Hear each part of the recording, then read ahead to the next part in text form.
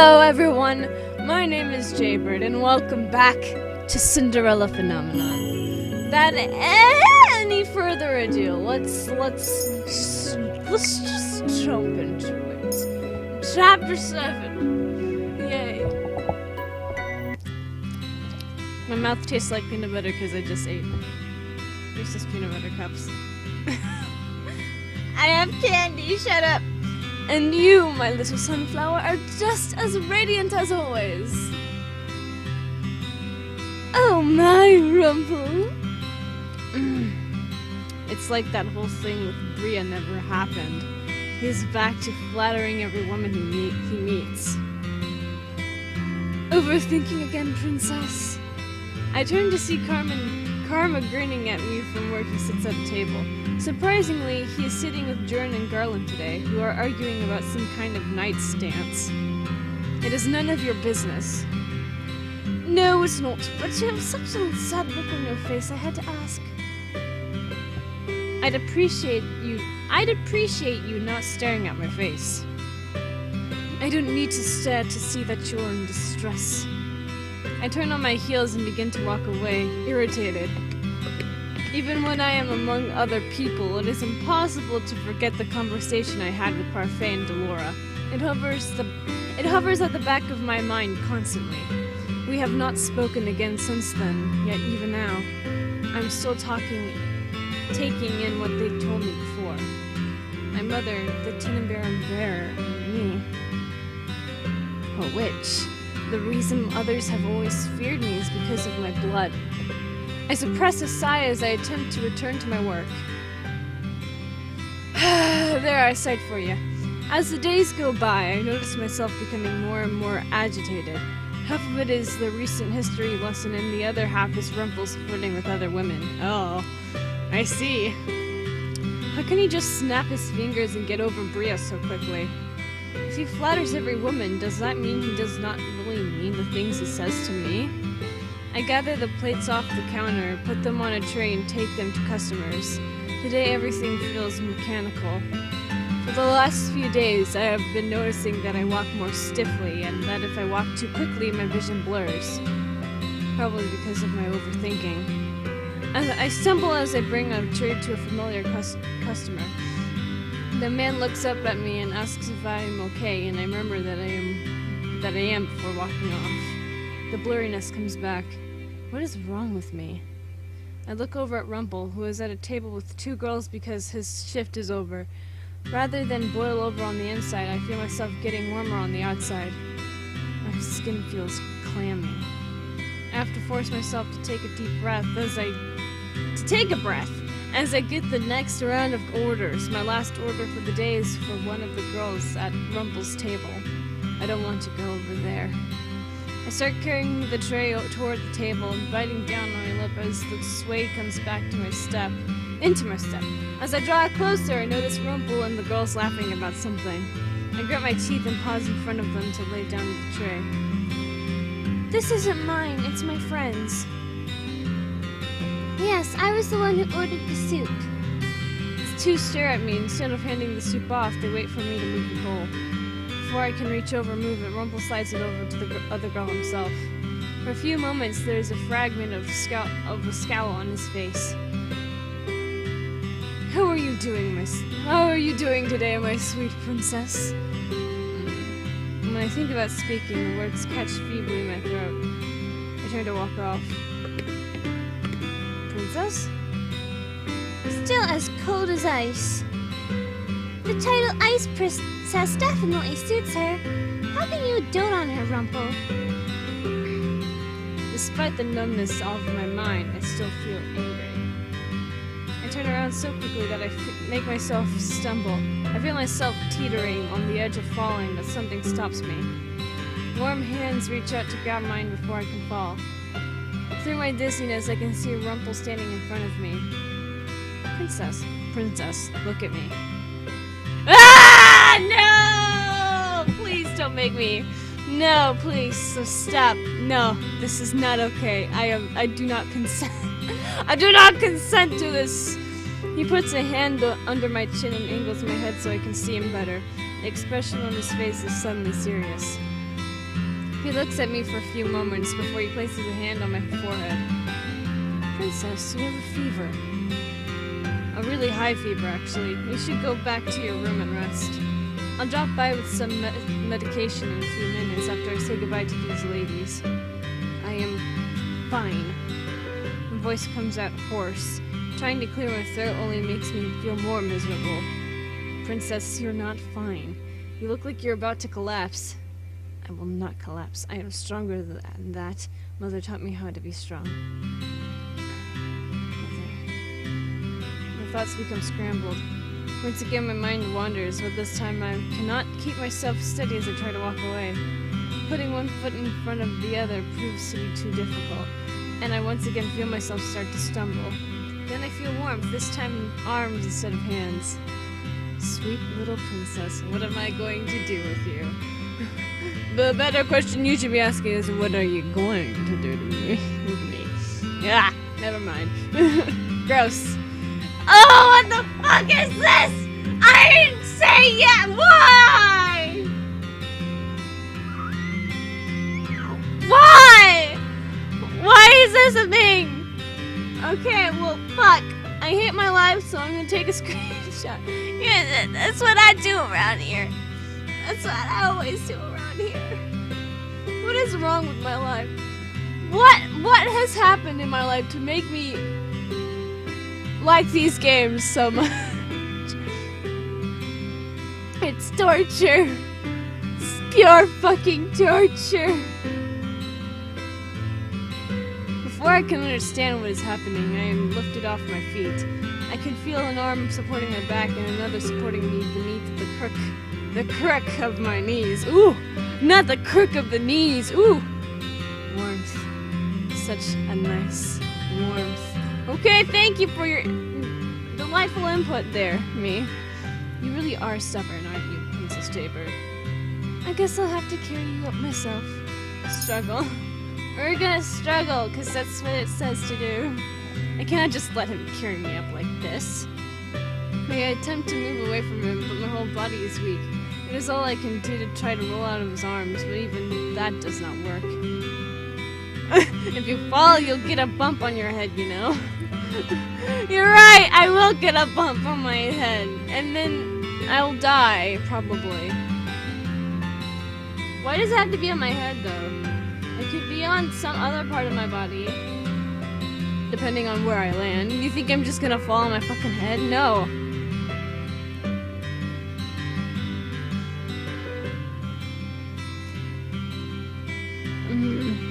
I am not weak. I do not need anyone taking care of me.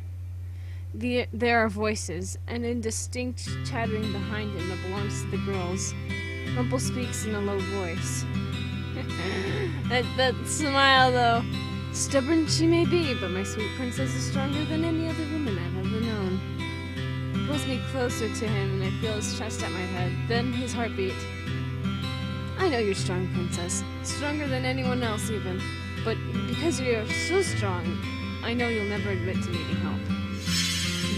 That's why I'm going to help you without your permission. I'm sorry. Oh, shit! You fucking read me like a book! God damn! Slowly I let myself settle in his arms. I lean my head into his chest and listen to his heartbeat. It is a gentle, sweet sound that makes me feeling like drifting into slumber. What? Makes me feeling like drifting into slumber. God. So warm. But not as warm as you are right now, princess. I don't know if that's I don't know if that's trying to be a, flirt or, statement. Or both. How romantic. His voice slowly begins to fade out as I close my eyes. For the time being, I stop caring about everything else around me. I forget about Mother, about my talk with Delore and Parfait, about the crystal, the marching, and I focus on Rumple. Is it so selfish to want to be the only person held like this by him? Even when he was engaged to someone before? Yes, Slumber slowly reaches up to claim me, darkness intermingling with warmth. In that last moment, I think I see Rumpel smile at me. Oh god, not this shit! This shit! Copyright! Mother! I have to tell you about the fairy tale that the children read to me today! Jaybird, what did I tell you about the fairy tales? But there was a princess just like me! She found a Prince Charming and... Fairy tales are not real! But I heard a big really good stories, Mother! But yeah, first stories do really think it would be so easy to live happily ever after. But fairy tales make things black and white. Real life is full of grays. Black and white! Good and evil! No one is totally evil and no one is totally good. Even princes are not completely just. The princess is to be bad? Everybody has darkness to them. The princes that throw themselves into danger are not selfless. They seek wealth, fame, or power.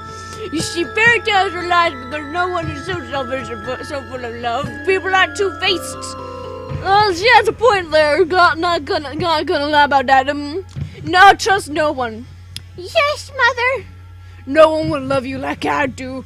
To find pure love is impossible.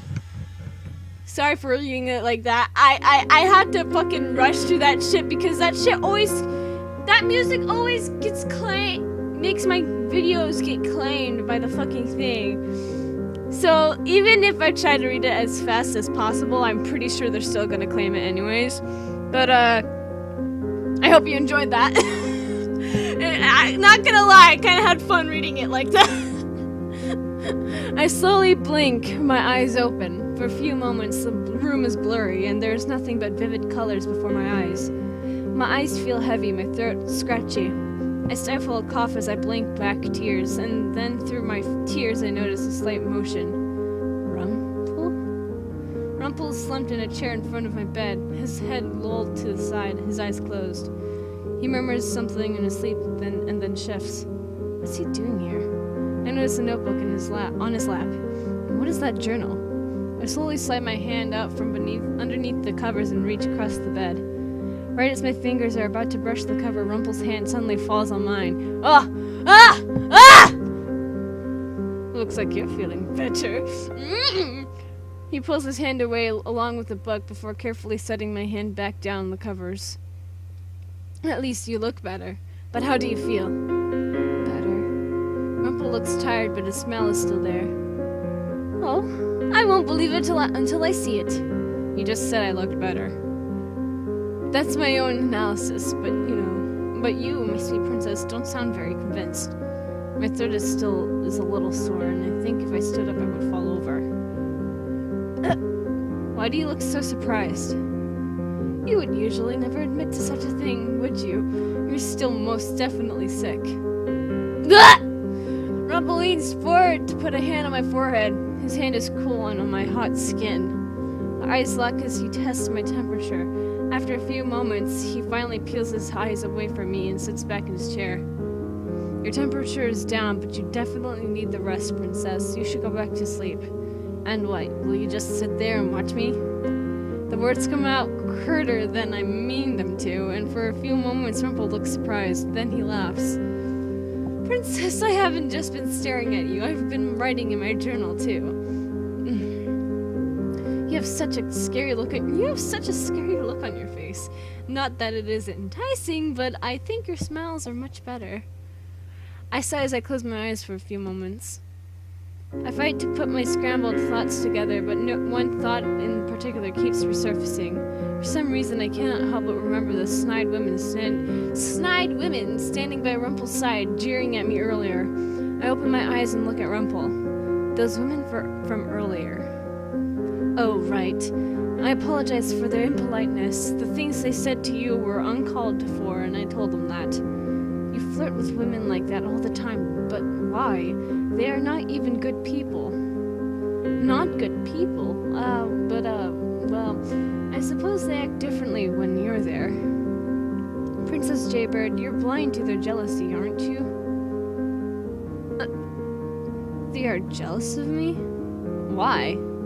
My mind turns over what they could possibly be jealous about as my eyes fall on Rumple. I remember the way he defended me to the women. Is it because you're my partner? It's a lot more than that. It's your grace, the noble way you carry yourself. They would never think I have those qualities. But where else would their jealousy stem from? They are jealous that I take your attention away from them. Princess, I think you're... Even if they were nice people, I do not see how you can flirt with them when you were just recently in love with someone else. Normally I would stop talking, but the words continued tumbling out of me. I do not understand how someone like you, who had a fiancé, could still be flirting with girls. How can you love someone if all you do is flirt with other girls? Flattery is one thing, but you cannot just flatter every girl. Why are you still smiling at me? I may not remember a lot of things, Princess, but I know for certain that whatever feelings I had for Bria vanished a long time ago. The good ones, at least. Rumpel. The words break apart as I start coughing.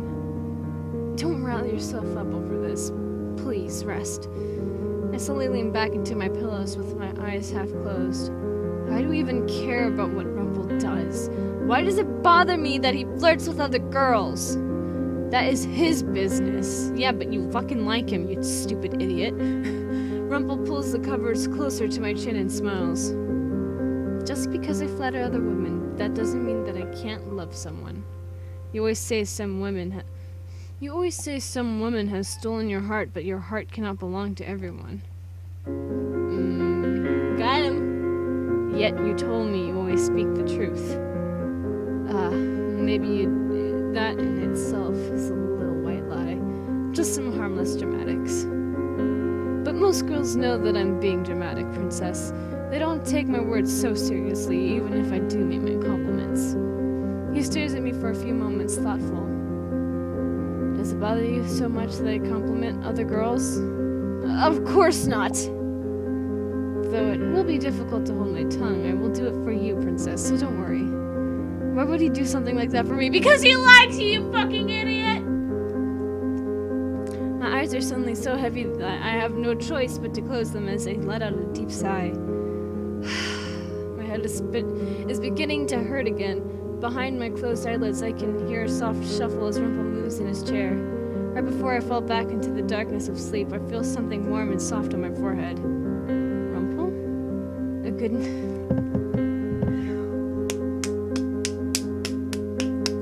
Give it up for Rumpel, everybody! Woo! Why do I just clap at this shit? It's like the stupidest shit. A good night kiss. His words are quiet, and I can only just barely make them out. Like, well, how can you not make that out? That is a very clear, word, sentence, whatever. I cannot think on them because the pull of sleep is much too tempting. Okay, wonderful.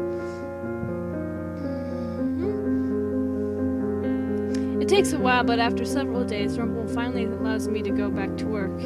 I cannot remember much of what happened when he was watching over me, especially that first day. It is all a little bit of a blur now, like it was all just a dream. Princess, back up on your feet? Yes, I am fine now. Oh, what a relief.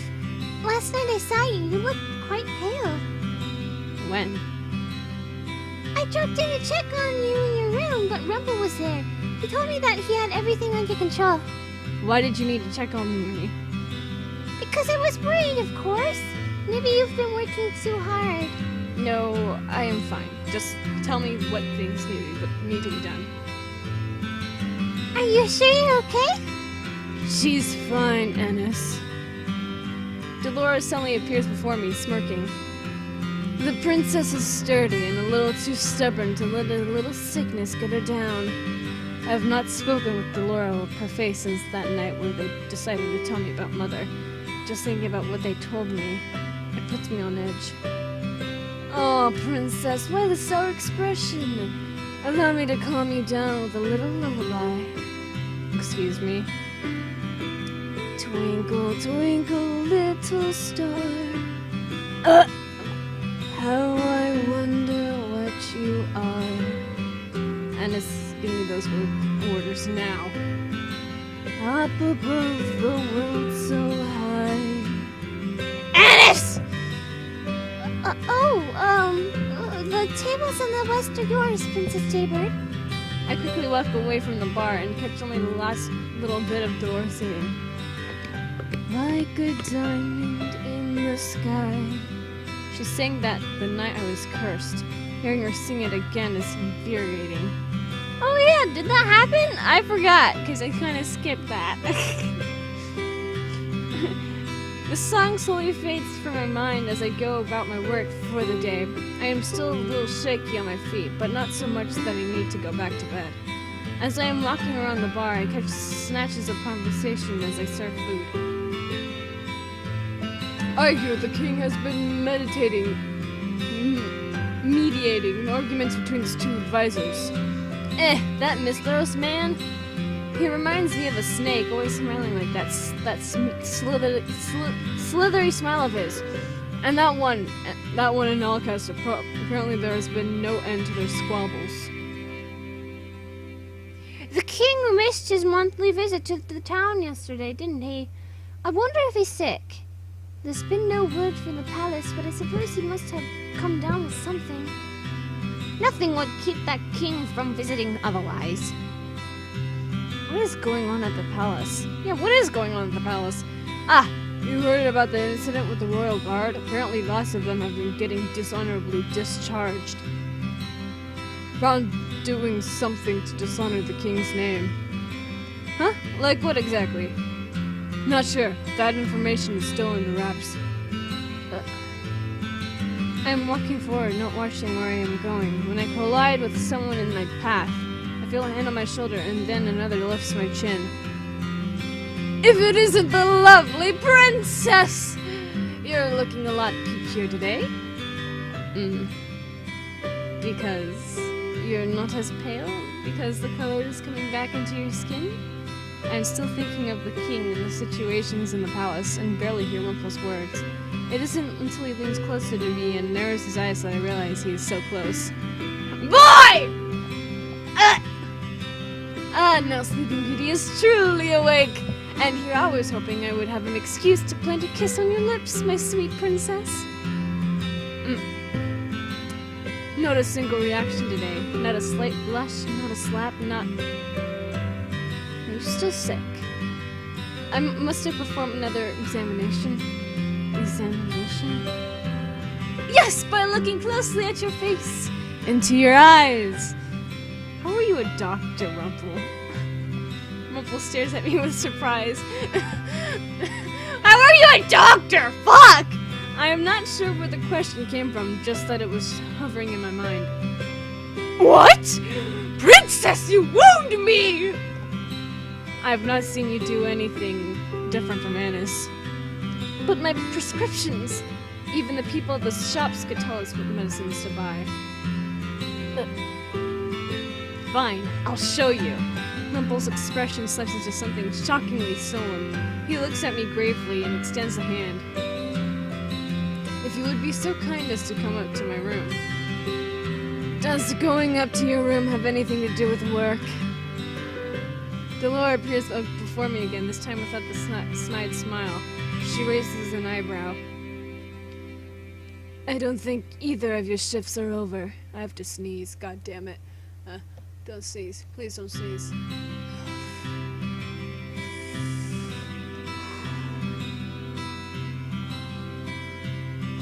At least I yawn, but I don't want to sneeze. She looks at me first. Also, I meant for the lullaby to inspire you, not scare you, princess.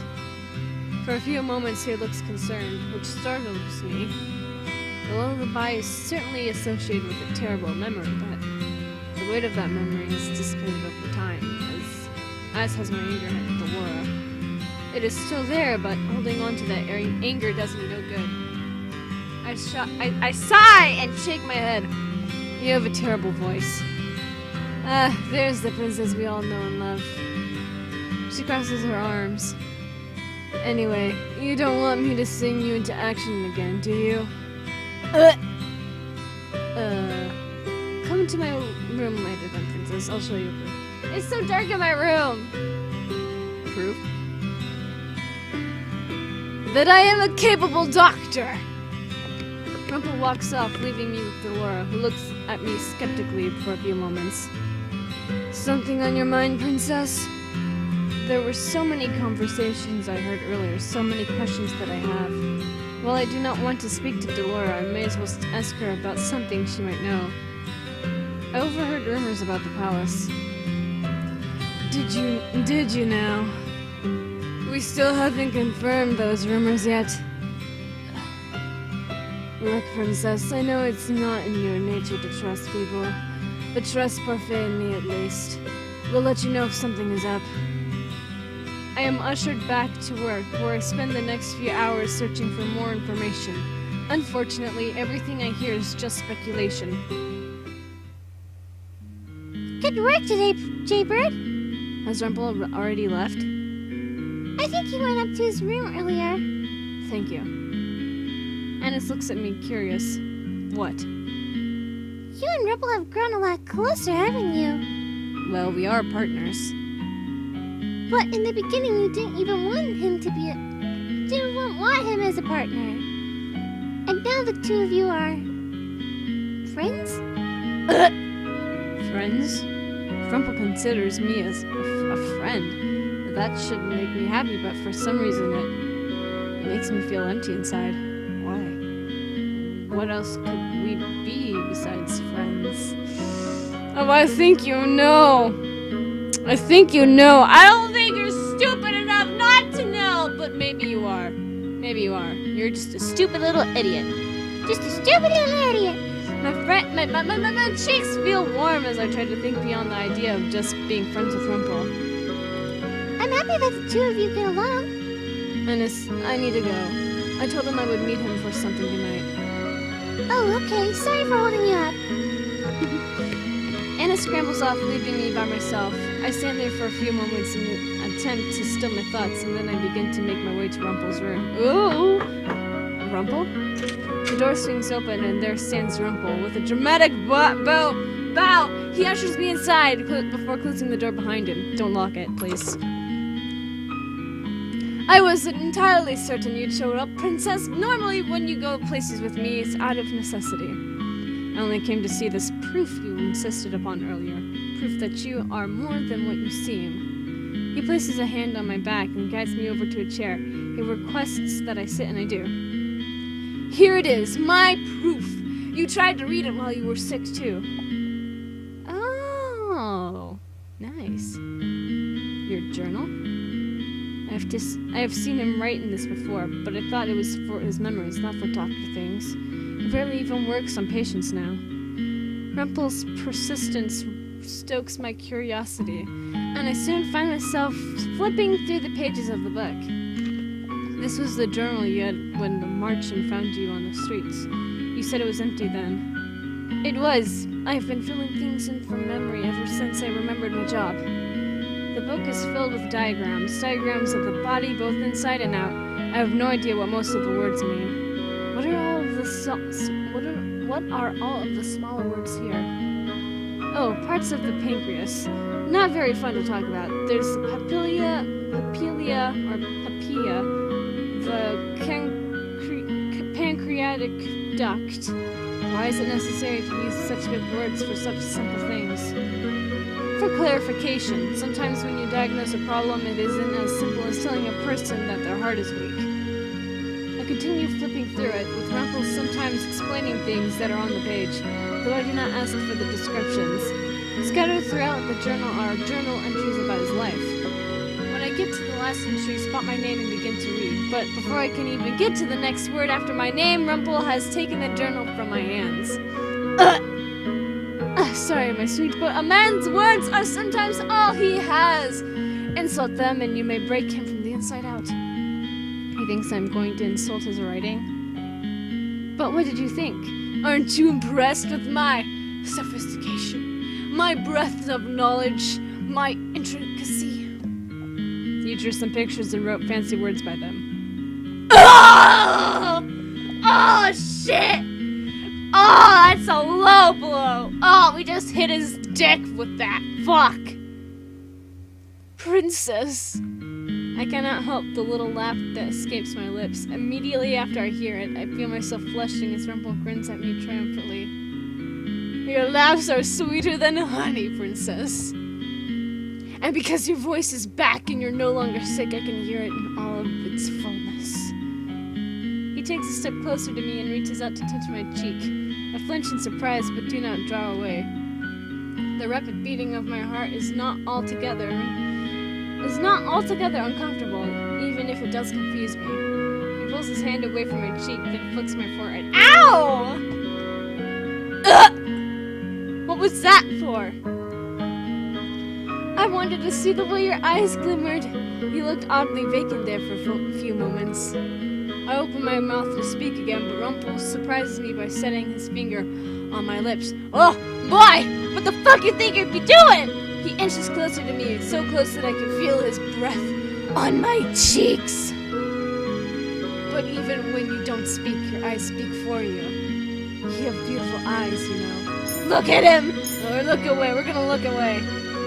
There he goes again with his compliments. I should be used to them by now, but lately whenever he compliments me, I cannot stop myself from feeling flattered. When I look into his eyes, I can almost see my reflection in them. Without realizing, I look away from him, feeling my breath stop short before I can breathe out. Are you sick, Princess? You look a little flushed. Princess? He removes his finger. He does not, however, step back. I am still aware of his lips, so close to mine, and his eyes, which are still looking right at me. This feels different than your usual resistance. Could it be that you're embarrassed? He clears his throat, then starts speaking again. In any case, it's so nice to have you back, Princess. I missed you while you were sleeping day in and day out. Day in and out. He missed me. But you have friends all over the Marchen. Yes, but none of them are you. You're special. My heart plunges like a rock! I can feel it everywhere in my body, reverberating from a place that doesn't feel like my chest. He lowers his face so that the two of us are seeing eye to eye. Seeing it eye to eye. You know, the Goofy movie.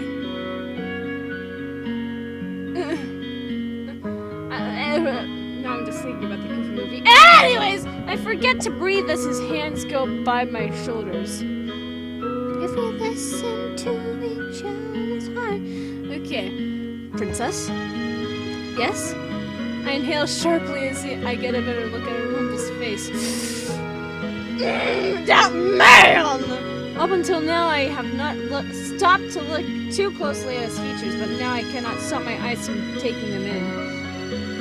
Whenever you're sick again, I'll be there to help you, because I am a doctor, even if you might not believe it. All you ever really need is a little vitamin me! Hey! I'm gonna give you that one. That Rumple, I'll give you that. I'll give you that. That was that was good. I like that stupid shit so much. Not gonna lie. In one precious moment, every single bit of energy that had been between us vanishes. I stare blankly at Rumple as he smiles at me. Oh shit!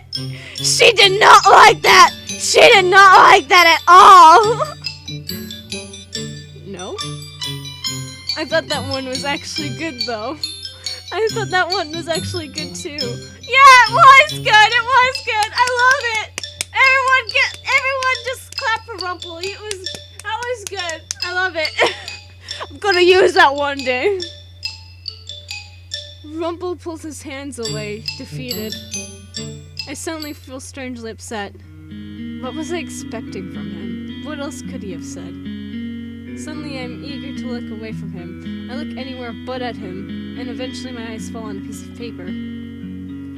I recognize the name printed on the top, along with Rumple's signature and the response lying next to it. Rumple moves to stand in front of the desk once more. You are still writing to Bria? I sent her a letter asking for my old journals. I'm convinced that's where the last of my memories are, but she refuses to give them to me. I glance at Bria's letter, my eyes scouring the words. I make a mental note of the address on the envelope. But don't worry, Princess, I'll figure it out. But for now... He reaches for me, but I duck out of the way of his hand. I have to do this now, while the address is still fresh in my mind, in my head. I just remembered there's something I need to do. But Princess, I will see you tomorrow. I pause at the doorway to glance at Rumple. See you tomorrow, Princess. Sweet dreams. Good night, Rumple. Alright, we're gonna hunt this cunt down! Get her! Done. I sealed the envelope over the letter I had been writing since I woke up, and now to have it delivered. After I have sent the letter off with the messenger, I return to my work for the day. It starts first with Mr. Broom, then with the serving. I look for Rumple, knowing that it is now his time off, and am surprised when I see him sitting not with other women, but with Karma. The two of them are laughing together? I guess that advice isn't too terrible. I give the best advice, darling. I'm a man of the heart. Perhaps not as much as I am, but I can give you credit when it's due. What are you two talking about? Princess! Well, hello there, Princess. Well, hello there to you too, Karma! Karma's mischievous smile confuses me. Even Rumple looks surprisingly shaken. He did not answer my question. We are talking about matters related to the heart. Of course you are. I took it upon myself to impart valuable advice to Rumple. You are giving Rumple advice, even though you two are always at each other's throats? Ha! Even the bitterest enemies can become beloved friends. All it takes is a shared interest. I have no idea what you are talking about. But before I can say anything else, I'm swept up by Delora, who calls me back to work. The day goes on, and soon it is almost my break. I go to the front to see if the messenger has returned yet. Oh, Princess, there's a letter here for you. I did not expect a response. I open it up and stare down at the letter for a long time. Writing love letters to a secret lover, Princess. Rumple appears behind me, his smile unusually small. He looks almost hesitant to be standing there. It is not important. I stuff the letter into my pocket and continue working. For the rest of the day, I ignore Rumple. I do not want him asking about this letter, just in case things do not go according to plan. He's obviously disheartened by my ignoring him, and his sadness only persists in making me feel guilty. This is not something he can know about. Otherwise, he will try to stop me. Almost everyone has gone to their rooms, including a very saddened Rumple. The only people remaining are Annis and myself. Earlier, Waltz came in insisting that he speak to Delora and Parfait, and so the three of them are all off talking in the other room. Curiosity gets the better of me, and I soon find myself slipping closer to the door. I edge it open quietly with my foot so that I can see what is happening inside. I didn't think he was still alive. This is very troubling. He must have used a glamour. But the fact that I didn't realize it was him, that I... Is that the princess I spot peeping through the door? I try to hide, but all of the eyes in the room catch me before I can do so. Do you eavesdrop on people often, Jaybird? I had no real reason to eavesdrop on them besides my own curiosity. It's no harm done, Delora. Jaybird, are you almost done with your chores? Ever since that conversation with Parfait and Delora, I have noticed that the words Parfait and I speak to each other are strained. Delora, however, is unchanged. I expect sarcasm from her now, but she does not deliver. She simply stands still and looks at me somberly. I am. And what are you all talking about? Hiding more things from me? We're talking about the rumors that have been going around about the palace. What have you heard? I have a right to know what is happening at the palace. tell you if we knew for certain, Princess. Walt sighs as he runs a hand through his hair. I know the timing doesn't seem right, but I really should show myself out. I have a show early morning tomorrow. Glass is around at all of us. I'm going to excuse myself for the night. Good night, everyone. As he passes by me, he smiles. And to you too, Princess. Once again, everyone is being secretive. Why the sour face, Princess? Are you worried about what happens to the people in the palace you cared nothing for? Delora! Okay, that was uncalled for. But really though, there is something I've been meaning to tell you. Since you're here now, I might as well say it. I knew you for 1 year before I cursed you. I saw what your mother had done to you, and I knew I needed to undo the damage before your birthday. Why is she talking about this now? I called you cruel and wicked when I really knew that the way you were was caused by the way your mother brought you up. And when we talked about Hilda the other day, I was unfair in what I said to you. We all have to face reality, but... Delora pauses, looking surprisingly solemn. She sighs, then continues. I always knew you had some good in you. I saw it in you when you spoke to your dolls. You have a good heart. Ugh. Many people enjoy flattery, Princess, and a lot of people are receptive to flirting. But nothing can measure up to a genuine compliment. Delora just complimented me. We're gonna say thank you. And of all people, I did not expect Delora to compliment me, but not when she makes a point of always calling me the blunt truth. Thank you. There's no shock and parfait in Delora's faces when they smile at me. I'm beginning to think you and Delora are alike. You're both stubborn and have good in you, but you hide it behind sarcasm. Hey, Jaybird and I are nothing alike. I feel lighter somehow.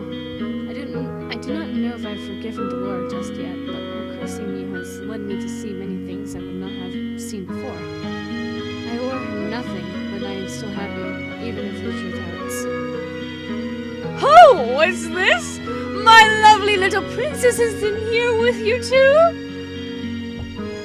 Rumple, you're early tonight. Surprised to see me, beautiful. Rumple's earlier anxiety is gone.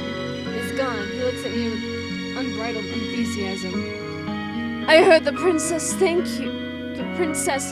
you from a distance. The words are always most beautiful when leaving her mouth.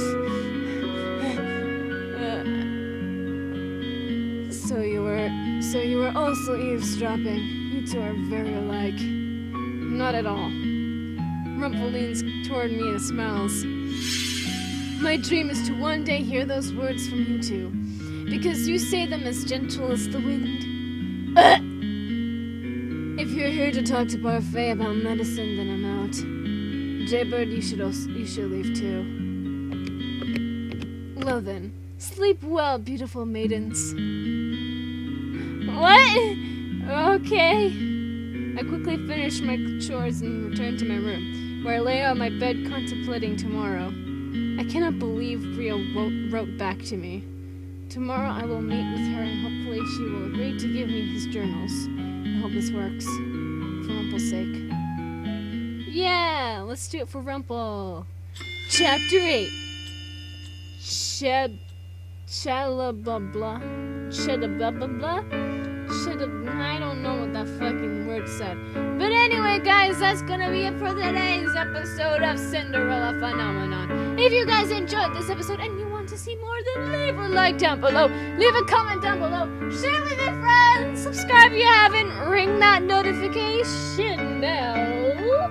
And remember, die safely. Bye.